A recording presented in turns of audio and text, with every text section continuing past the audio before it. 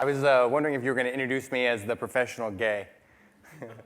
I want to start by asking for your help. Show me by smiling if you have a family member or friend that's gay or transgender. All right, just smiling, just smiling. That's a lot of smiles. So those of you who are smiling are actually in good company because 77% of Americans have a close family member or friend that's gay or transgender. Now, I want to tell you something about your friends and family members that you may not know. And that is that your friends aren't free.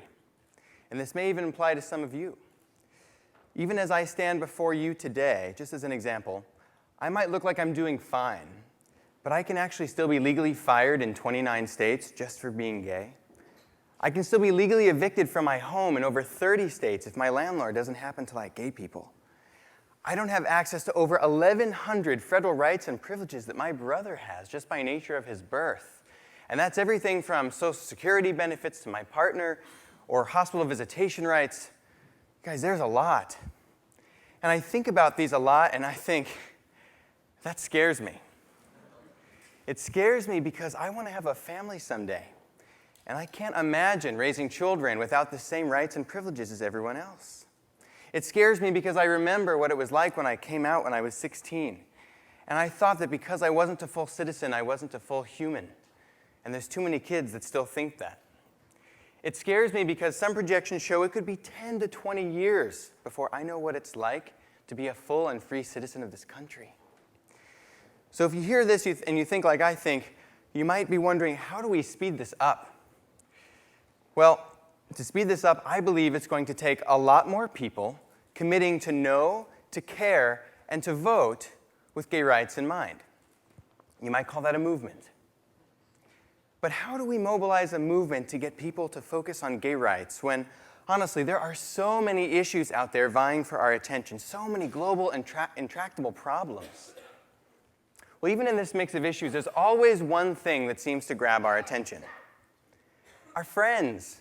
We love our friends. We care about our friends. In fact, even in our busy days and our overloaded inboxes, we almost always look and see what they sent us, and we almost always support them when they ask for help. And since everyone has a gay friend, that's why I started Friendfactor a year ago, to turn friendship into action to accelerate gay rights. Friendfactor is building a social networking online organizing platform that has the power to amass a large number of people who will commit to know, care, and to vote for gay rights. And we're going to reach out to millions of new supporters of this movement, not by asking them to support gay rights, but by asking them to support their gay friends. Let me give you a sense as to how fast a network like this can grow.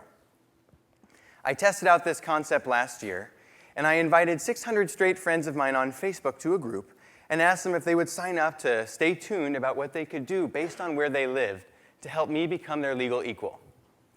Well, soon after, 300 of those 600 had signed up, and 4 weeks later, to my surprise, 19,000 other people had signed up as well. And so I started thinking, if that many people support one person's quest for full basic legal freedoms, can you imagine if even more gay and transgender Americans asked their friends to know, care, and vote about what they could do to support their friends? Soon we could mobilize millions of people, all standing up to support their friends, to change hearts, minds, and laws faster than we ever thought possible. We can change the way that this chapter in history is written. And it all will start with being a good friend.